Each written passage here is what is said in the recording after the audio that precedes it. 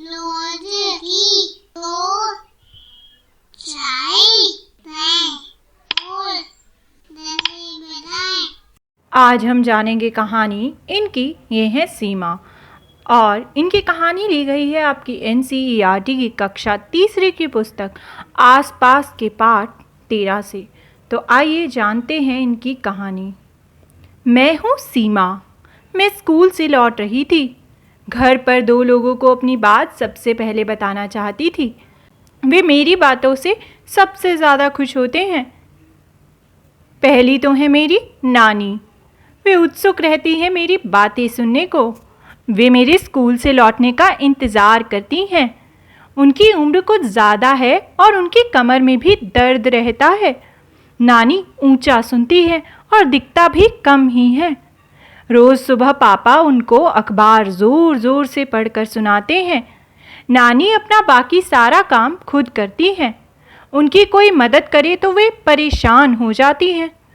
दिखता है कम पर सब्ज़ी काटने का बहुत शौक़ है। कहती हैं आजकल के बच्चों को सब्ज़ी भी काटनी नहीं आती, मोटा मोटा और टेढ़ा मेढ़ा काट कर रख देते हैं। दूसरे हैं मेरे रवि भैया।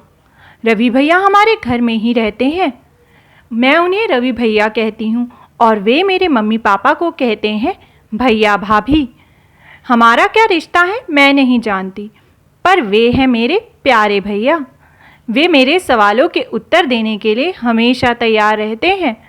कभी नहीं कहा बाद में बताऊंगा। रवि भैया कॉलेज में पढ़ाते हैं। कॉलेज के बच्चे उनकी बहुत इज्जत करते हैं। कुछ तो उनसे पढ़ने घर भी आते हैं। रवि भैया को संगीत सुनने, नाटकों में भाग लेने, दोस्तों के साथ घूमने और बातें करने का बहुत शौक़ है।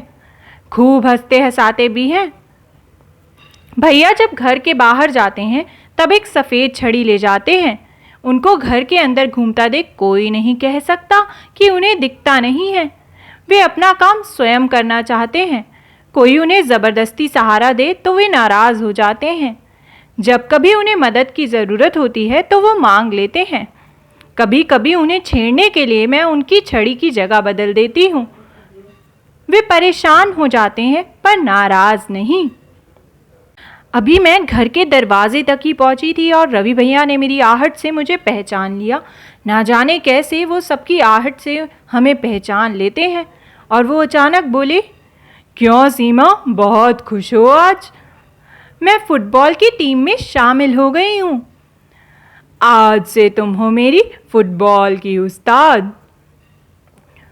तो दोस्तों हम मिले सीमा के रवि भैया से और उसकी नानी माँ से। देखिए दोनों में एक जैसा क्या है, दोनों के ही हाथों में है एक छड़ी। भला इनके हाथों में छड़ी क्यों है?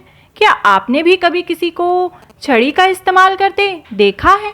नानी के हाथ में छड़ी क्यों थी? चलिए दोबारा से जानते हैं हमने जो नानी के बारे में जाना।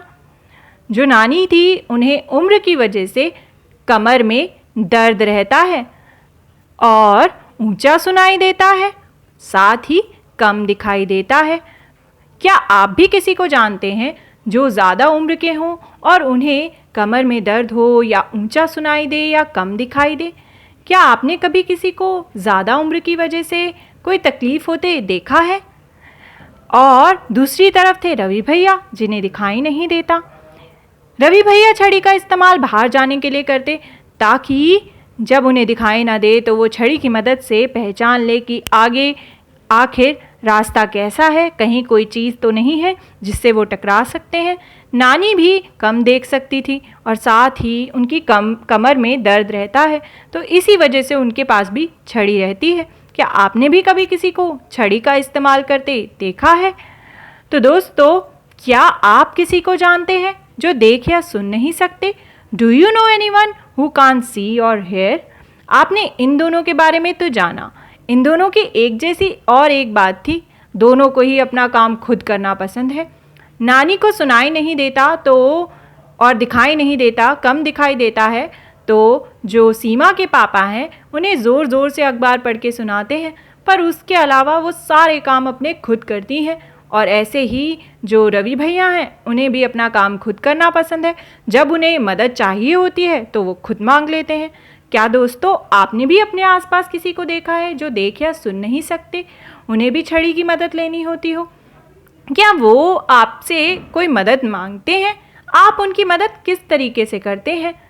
क्या वो भी अपना काम खुद करना पसंद करते हैं, जैसे कि रवि भैया और नानी माँ? सोचिएगा और अपने आसपास देखिएगा।